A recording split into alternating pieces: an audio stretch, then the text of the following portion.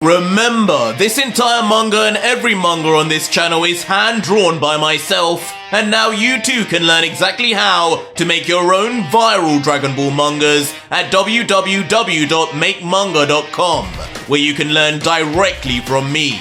My mangas have got me on TV, on newspapers, and even earned me over $60,000 a month on Patreon alone. And now, you can click the link in the description and pinned comment of this video and do it yourself. You only need to see the website to see just how many thousands of you are taking this opportunity right now. And don't forget also, the next video to this Ultra Vegito series has already been made and is live now on my Patreon right now for over 4,500 of you incredible fans to watch after this. Again, links are in the pinned comment and description. Enjoy. So our story continues with Vegito and Yamoshi leaving yet another portal to enter Sector 6, having just brutally dealt with the last Emperor like he was nothing. And interestingly, as they would enter the lava-infested new sector, both Vegito and Yamoshi would now be fully healed and back in their original clothing. As Vegito would comment looking around, "Looks like regenerating our outfits was pretty pointless, huh? Around here, I'm already ready to strip off." As Yamoshi, coming through behind, would just respond, "Please, let's definitely not do that." As once fully out, with his head glistening with sweat so much the God Killer would begin wiping it away, he would reply, "Well, you better find where the next demon clown is fast then. I mean it. This heat is going to make me do something silly.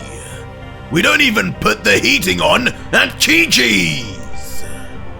But it wouldn't be long before Yamoshi would almost seem unbothered with Vegito's words, not listening to him as he would curiously stare to the sky, before then revealing, "Lucky for you, we may not be at the castle's wall again, but I think we found some friends who could take us there." As Vegito, following suit, would then look in the same direction, seeing what would be there and instantly reacting, "Well, I'll be! We really are catching every break. An ugly bunch, aren't they?" As shown finally up in the sky above, the silhouettes of 4 figures levitating in the air above 2 smoking volcanoes as they watch over their newest arrivals. "We found them, Captain!" As once a closer view would be gained, 4 armored creatures would be seen, and from the form they would take, would most definitely send us all on a trip down memory lane, as curiously, each would possess one lone black and blue eye. But eventually, the largest of the group, the one most familiar to most, would then say, "There he is, the one with earrings. Sector 7's newest Emperor has arrived just as our Lord said he would. Not even a day has passed since he gained his throne, and he already dares to challenge for the next. We must show this creature the strength of the demon realm is not to be underestimated." All while Vegito, looking up with his arms folded and a humid grin, would then recognize his foe, saying, "You've got to be kidding me! A Ginyu full set of demons? Whoever runs this hellhole truly does have a sense of humor. Let's just hope you guys are the same only in appearance and not power level.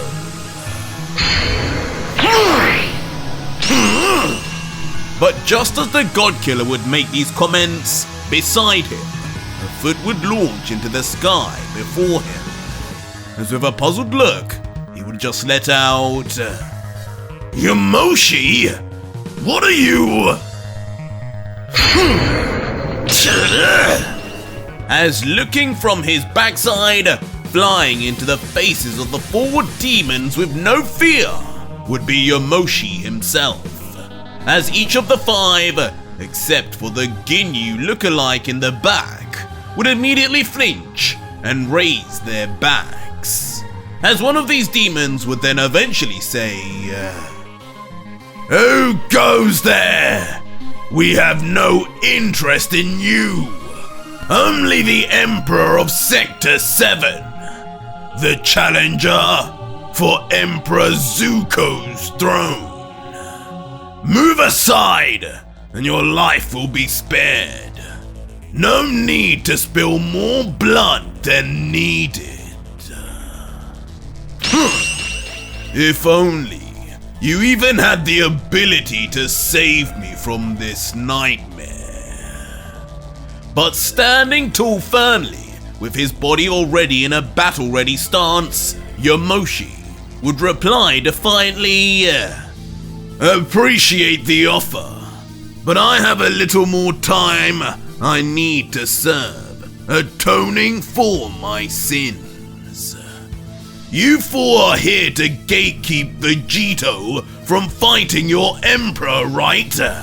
Well, consider me the same for the kid. If you want him, you'll need to get through me. If you want to skip this, be my guest, and we'll just let them 2 handle their business alone. How ridiculous. But the unimpressed pseudo-leader of the group would show his distaste as the veins on his brain-like skull would begin to pulsate involuntarily. As with annoyance, he would command, Do what you must. Some demons were never meant to survive. You 3, permission granted to slaughter this maggot.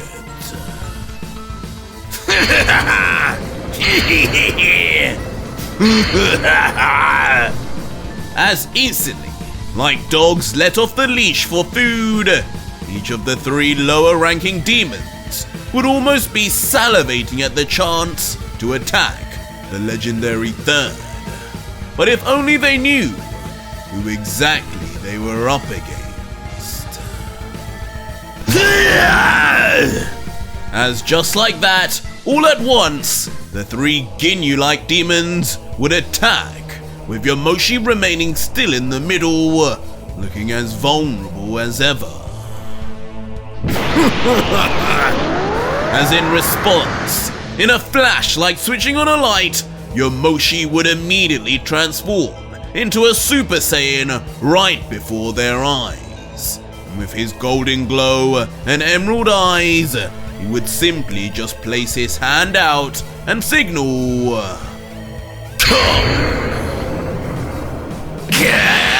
Stop wasting our time, worm! Leading to the Bertha-like demon to shoot forward with expected speed.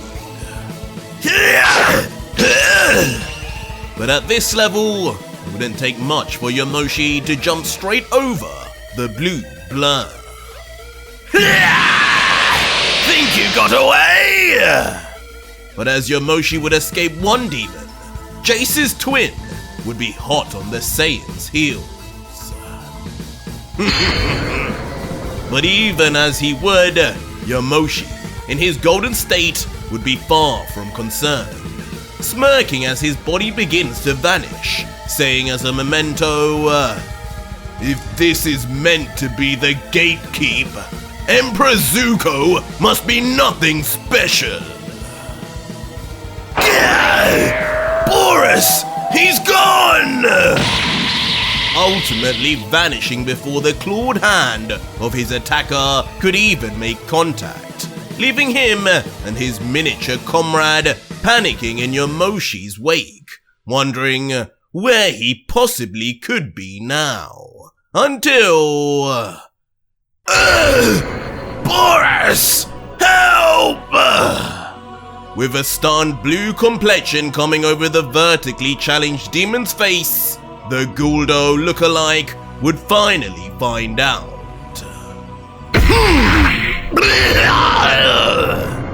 As coming down like a meteor from God, Yamoshi would appear with an elbow slamming brutally on the soft back part of the demon's skull, seemingly killing him in that instant as a rush of blood bursts out from front, until ultimately shooting to the ground for a devastating collision, creating a rush of molten ash and smoke to spread everywhere amongst the lava-filled sector.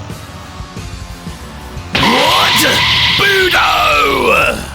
Leaving both of his comrades utterly shocked as they witnessed the demise of their teammate so suddenly. As Yamoshi, looking back at them, would goad, "Are you two just going to stand there and gawk then? Some crew you are. He'll pay!" Triggering the red-skinned demon to scream out, not realizing Yamoshi had already made his way to be right in front of him before... Before in a swift roundhouse, Yamoshi would lay waste to the arm of the demon, breaking its bones within violently as the creature screams out in pain. No! Wait, I'm coming! But just as his comrade would react in sheer terror, leaving an after image behind, Yamoshi would already be on his way straight forward towards the Berta demon until... With a destructive blast, the demon's entire torso would be simply incinerated near instantly before he could even move a muscle. And in the aftermath, he would just be left as a charred, smoking corpse that would then soon fall down to be lost in the vestiges of the flaming ground. Landing with a thud, completely mute, as no signs of life would remain from this demon either. But as Vegito would watch on at Yamoshi's movements and sheer violence, some suspicions would come over him as he would reflect, something's different about that old man. What's gotten into him? He definitely wasn't in the mood for much back in the last sector. But back with Yamoshi, the last remaining Jace-like demon would be full of rage, yelling, You have no idea who you're messing with, mate! When I get you! When you get me, you'll do what? As instantly pulling him up on his threats, Yamoshi would then appear right behind the scared, straight demon, with his palm firmly gripped on his skull. But this grip would be short-lived, as only moments later, the Super Saiyan would be forced to let go, as a mysterious dark blue energy beam would then shoot from below and miss the third by mere inches.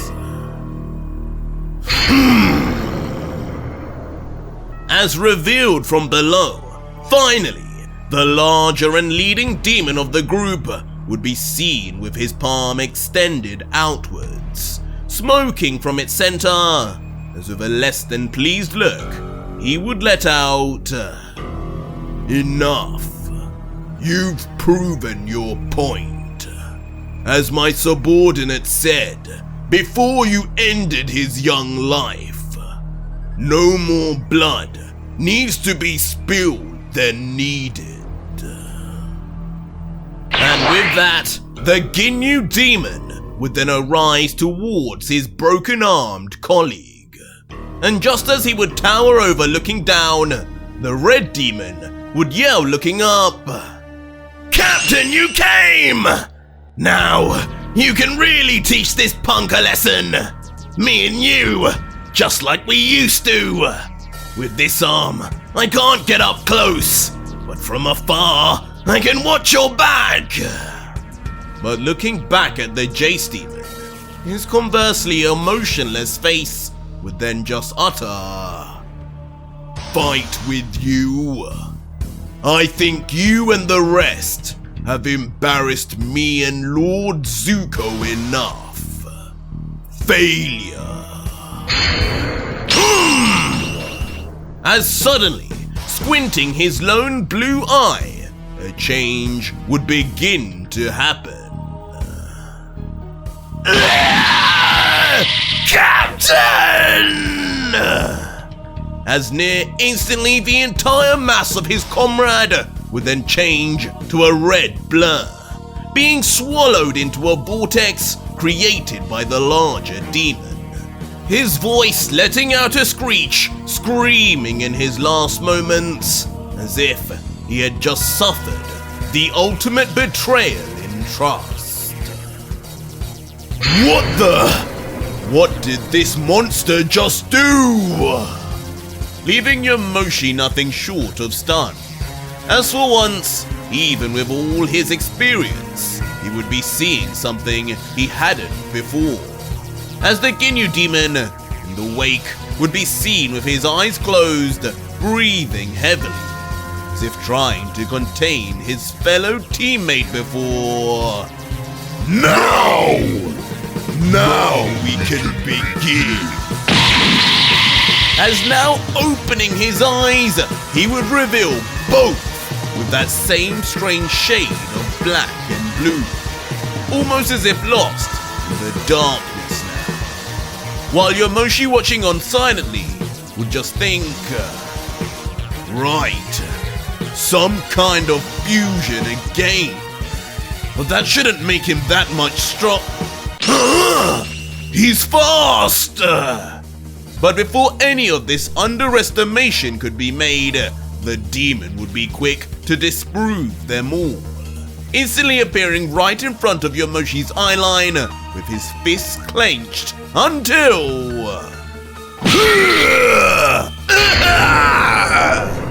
until getting revenge, slamming his oversized muscular arm right onto the third's face, immediately causing the Saiyan to wince back in pain. What? How did he? But with the Ginyu's newfound power, his speed once again would be of note, as in that instant, he would then appear right behind, following Yamoshi like a shadow.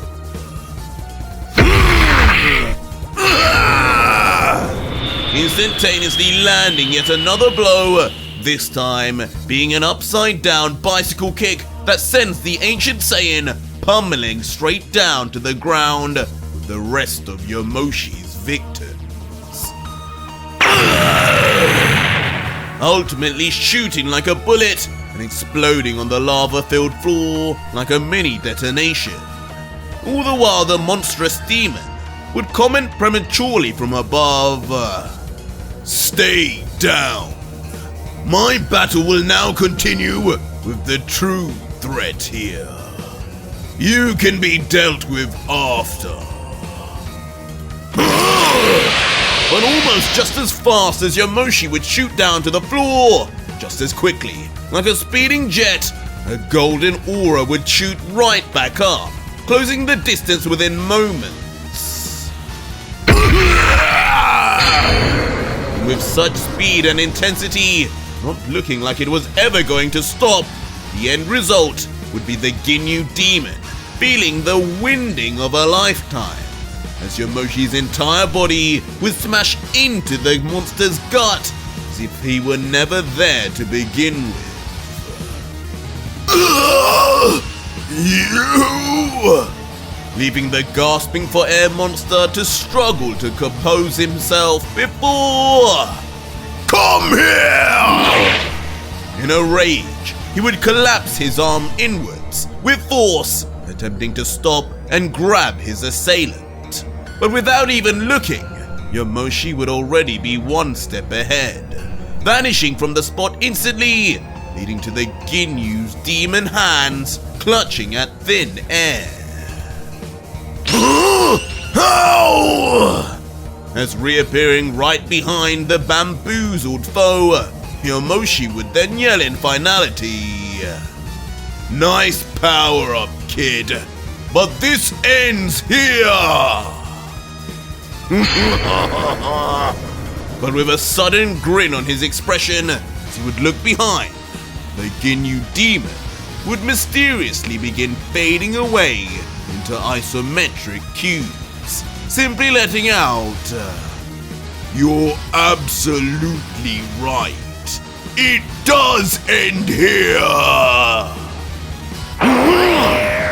As just as Yamoshi's kick would follow through, it would then completely miss, phasing through as if through a puff of smoke. Got you!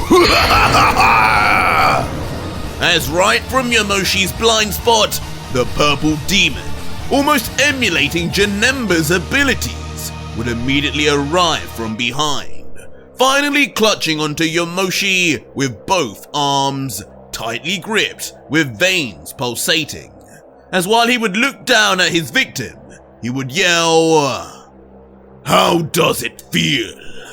How does it feel to die for getting involved where you didn't have to? Now, enjoy feeling your bones turn to dust as I squeeze every bit of life out of you." Is that so? But even in the increasingly closing arms of the Ginyu demon, the legendary third would only be looking back with contempt, a smirk already on his face before... Funny! Because I think I have you just where I want you! As suddenly producing a sinister switch in tone of his voice, Yamoshi, with a face like never before seen on him, would suddenly turn his eyes from emerald green to blood red, as his sharpened teeth would now bare for all to see. Yamoshi! And with him finally in full view of Vegito now, the revelation of these demonic eyes would immediately catch the God Killer by surprise, as staring up with widened eyes, Vegito would comment, "Wait a minute! That energy! That's not his! When did he get access to power like that too? Don't tell me it was back there! What?" As back with Yamoshi, in a sudden tensing of his muscles, as if he could have broke free at any moment if he wanted to, Yamoshi would simply burst open the grip of the demon by force, sending the Ginyu monster backwards before... I told you! In one swipe of his arm, it almost seems like it had missed. Along with an ominous final line, Yamoshi would move his arm across the neck of the demon so fast, the creature would barely have an opportunity to make a sound until... No! In a delayed explosion of blood right out of the demon's throat, Yamoshi's vicious final attack would be made clear, nearly decapitating the once fearsome gatekeeper in the process, as his eyes and face in pure terror could hardly believe that the end was nigh. And like a slowly deflating balloon, the demon would then find himself descending involuntarily right down to the ground. What was that? Grabbing at his own throat now, trying his best to stem the overwhelming flow of blood in vain, before eventually landing on the ground as a splatter of blood built within his palms then escapes onto the floor with him. And as he would bend over on one knee, trying his best to remain conscious, all he would think about was that energy, that darkness. Was that our target all along? No, you haven't seen anything yet, demon. But just as the Ginyu lookalike would begin to have his doubts, a familiar foot would step forward before him. Look into my eyes and tell me what you see.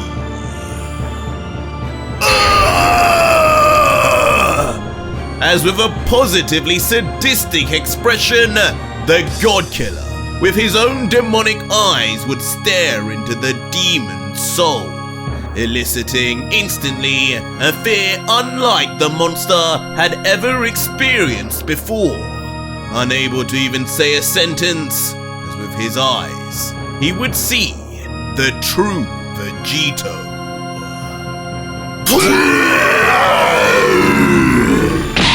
As behind Vegito, through the eyes of his foe, the true depth of this fused warrior's alter ego would be seen. A demonic Saiyan like no other, with darkness unparalleled. The God-Killer may have lost Lucifer, but in its place within him, a dark power far greater begs to be unleashed. But almost at the complete control of Vegito, this vision would instantly be stopped the minute the God-Killer would place his fingers on the Ginyu demon's forehead, letting out quietly instead, now that we've become acquainted, I believe it's time you took me to your dear Emperor Zuko. To which the stunned into submission warrior would simply just mutter back, Yes, my lord. But before that inevitable meeting could take place, another would happen instead, back in Universe 7, on a strange jungle-like planet, where a stunned Goku, staring into the green seraphim eyes of what looks like Trunks, would mutter out, You! Trunks! Is that really you? But those eyes, they're the same as mine! To which, finally speaking back, the mysterious Trunks would reply, Yes, it's me. I guess I shouldn't be surprised that you recognize me. A younger version should be around in your timeline. And from what I gather, I think you've met a version of me from the future too.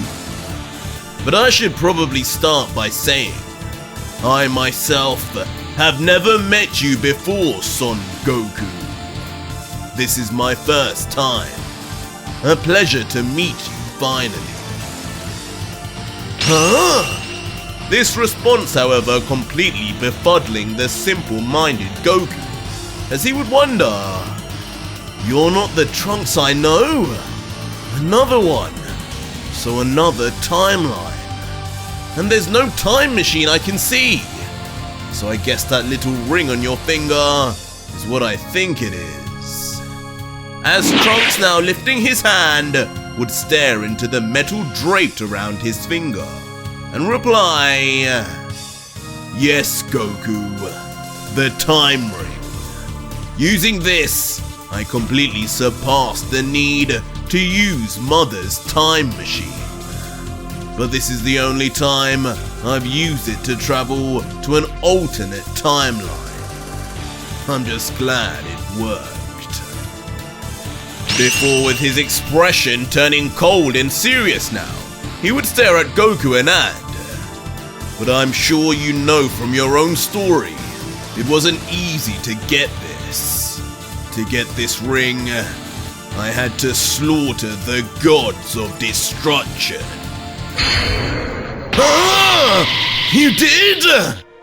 This revelation instantly shocking Goku, who could hardly believe someone else could have gone through the same hardships as he and Vegeta had, let alone Trunks. But asking further, he would query, "What do you mean, Trunks? Why? Has it got something to do with how you got those eyes?" To which Trunks would then begin explaining, "Precisely, Goku. You're a lot sharper than Father used to describe you. But I guess we need to begin with our differences. In my timeline, after the attack of the androids, the only survivor of the Z-Fighters was my father, Vegeta. After some time, when I was of age, Father and I eventually got our revenge, and the Earth was finally at peace. Just my father, mother, and I. But of course, sometime later, when I was older, a new threat arrived. One in the form of the god of destruction Beerus and his angel Whis. He came seeking a so-called Super Saiyan god, who was to be his rival and equal him in battle. With Father being the only adult Saiyan left, he challenged him and bested him. The Earth was about to be gone as we knew it, until Whis stepped in and suggested that I may be the rival Beerus foresaw, just after some training. And so for years, I did train with Beerus and Whis. I attained the Super Saiyan God form, Blue, Ultra Instinct, Ultra Ego, and even merged the two. And when the day finally came that I would challenge Beerus, I won. Leaving Goku in a now curious state as parts of the puzzle begin to come together, as he would then respond, "This sounds really familiar, Trunks. I know the different timelines have more similarities than differences. And let me guess, when you beat Beerus, did you accidentally kill him too?" "Yes, Goku. The biggest mistake of my life. And I understand yours too." As Trunks, now reflecting solemnly, with a clear look of discomfort as he would look down to the ground, would then continue. "After that, all the rest of the destroyers turned up, surrounding me, and before I knew it, under the orders of the Grand Priest, I was forced to spend the next 10 years of my life chained up. I only escaped when Whis once again stepped in to save me, committing the ultimate sacrifice in the process. I never understood what he saw in me, but his kindness is what drives me to come here. But of course, my story didn't end there. When I returned home to Earth, I learned what the gods did. Earth was gone, and with it, the only two people left I could call family. The only two people I ever loved. My mother and my father. With rage in my heart, I systematically went and destroyed every single one of those monsters. I decided that if that could happen to me, it could happen to anyone. And that meant no more gods could exist. No more hierarchy. No more powerlessness. And I succeeded. Taking their powers in the process, their angels too, and even members of the 5 strongest. All using a device I built later on in my travels. Mother's teachings never did go wasted on me. Before, with his story now seemingly coming to a close, he would look to the sky and finish. But in the end, it wasn't even my strength that allowed me to finish the final gods, Zeno and the priest. In the end, it was Lucifer. And once he was unleashed, the second biggest mistake of my life was then made. The end of the multiverse as I knew it was sealed. What? Lucifer! And this final line would be what alarmed Goku to no end, mentioning the one demon they had grown to all fear as he would yell, "Trunks, what happened to the multiverse? What happened to your timeline? Enough!" As suddenly refusing to answer anymore, Trunks out of the blue would unleash an energy blade out of his hand, Vegito style, and proclaim to a taken by surprise Goku, "I came here not to tell you of the horror Lucifer unleashed, but to stop it from ever happening again. And that will only be possible if you're as strong as my father used to say you were, Goku." As now ducking down and looking on intensely at the Elder Saiyan, Trunks would let out, "Show me, Goku. Show me how far you've got in mastering these eyes." As Goku, looking back now serious, knowing what would be coming next, would just respond, "It's funny. The first time I turned into a Super Saiyan, I had a similar thing with a version of you too. Let's see if you're just as impressed this time, friend." As with the stage finally set, Trunks versus Goku, Green Seraphim versus Green Seraphim, one of the greatest Saiyan battles in history, would be about to begin. But that was it for today's video, guys, and if you made it this far, leave me a hashtag Seraphim versus Seraphim in the comments down below, and let me know just who will come out on top in this unexpected battle. Or just head over to my Patreon right now, where you can see the full next video, fully voice acted, soundtracked, and edited for you to enjoy with over 4,500 other fans, as well as getting access to 250 plus other fan mangas too. It's the deal of the century.